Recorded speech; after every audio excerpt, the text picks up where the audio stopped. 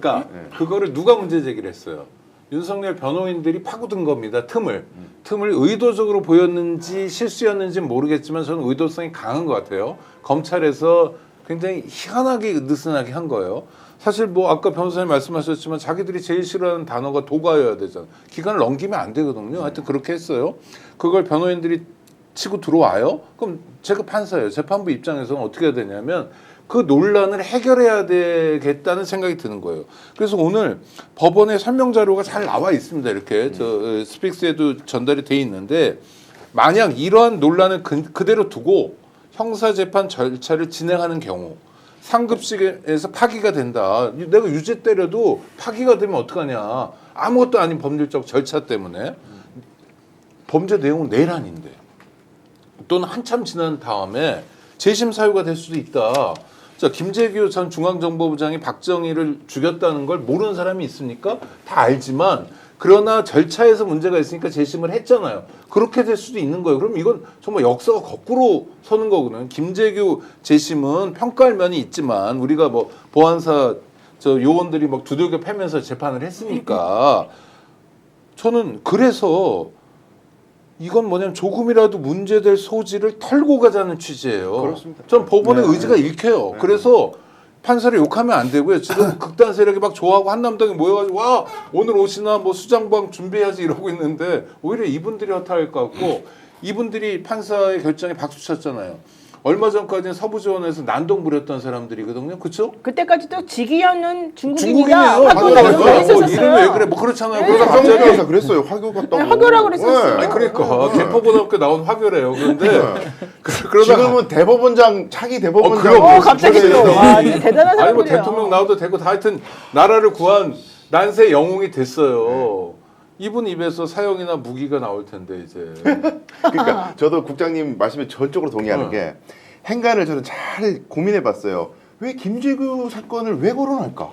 이 재심이라는 단어는요. 김재규 사형당한 거 아니에요? 그러니까 사형당했죠. 그리고 재심이라는 거는 유죄가 됐다가 그렇죠. 나중에 바뀌는 겁니다. 상소도 상소심에서 뒤집힐 거를 고려한다는 거를 유죄였다가. 그럼 본인은 자기가 지금 재판하잖아요. 이 재판부에 있어. 이 판사가 재판한단 말이에요. 본인은 이미 유죄 심증이 있는 거예요. 나 유죄 누구나 선고하고 있죠, 싶은 누구나. 거야. 나는 이런 생각을 네. 해봤어요. 이거 개인적인 생각인데 사실은 이제 부장 판사들이 이런 되게 의연한 것처럼 보이지만 사람들이 막 앞에서 시위하고 폭력적인 행위를 하면 되게 무서워하고 사실은 가슴 한편으로는 콩당콩당 하거든요. 벌렁벌렁벌렁 하고. 그런데 지기현 부장도 자기한테 화교라 그러고 개포고등학교 나왔다고 그러고 막 이제 난리를 치니까 되게 불안했을 것 같아요. 그런 상황에서 나도 욕 안 먹고 그렇지만 윤석열은 구속에서 풀려나지 않고 이런 방법이 뭐가 있을까 나는 생각하느라고 시간을 많이 끌었을 거라고 보는 거예요. 그래서 이거 나의 그냥 오로지 내피셜이지만 혹시라도 이런 생각을 한번 이 재판부를 옹호하는 입장에서 한번 생각해 본다면 어쨌든 나한테는 화살 돌리지 말아라. 나는 니네 풀어주라는 결정을 한번 내려주겠다. 다만 풀어주라는 결정을 내린다고 해서 검찰이 석방지휘 안 하는데 풀어줄 수 없는 거잖아. 검찰이 그리고 내가 이렇게 결정 내린다고 해서 그걸 그대로 받아들고 한 거 포기할 사람들은 아니잖아. 즉시항고할 수밖에 없잖아. 그러면 내가 풀어주라는 말에서 나는 면제를 당하고 사람들부터 욕 안 먹고 난 칭찬을 받고 대신에 검찰은 즉시항고를 하는 동안 일주일의 시간이 있으니까 7일 있으니까 7일 동안 그냥 그대로 구속을 시켜. 그리고 난 다음에 맨 마지막 날쯤에 즉시항고를 해.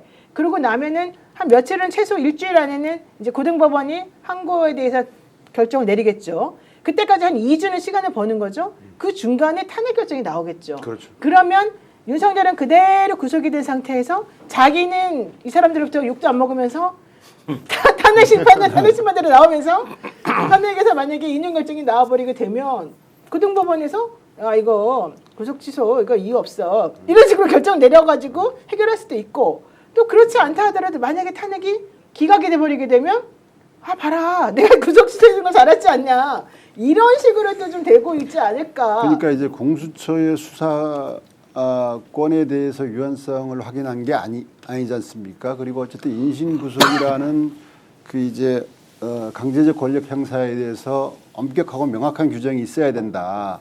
뭐 이런 얘기를 하면서 피해 갔다고 볼 수가 있지 않는가 이런 생각이 듭니다. 이게 즉시항고를 한다 안 한다 이런 이야기가 나오는 건 마저 제가 지금 매우 불쾌하고 그렇지, 그게 불쾌한 거죠. 짜증나는데 그게 불쾌한 거죠. 제가 입으로 이 자리에서 즉시항고장을 쓸 수 있습니다. 검사님들은 그냥 보시고 받아 쓰면 돼요. 그럼 오늘 내면 돼. 왜냐하면 법적으로 제가 정치적인 얘기 다 빼고 그냥 법리적으로만 봤을 때 그 판사님이 지금 이야기하는 영장실질심사하는 기간 동안에 이걸 날 기준으로 뺄래 시간 기준으로 뺄래 이거는요.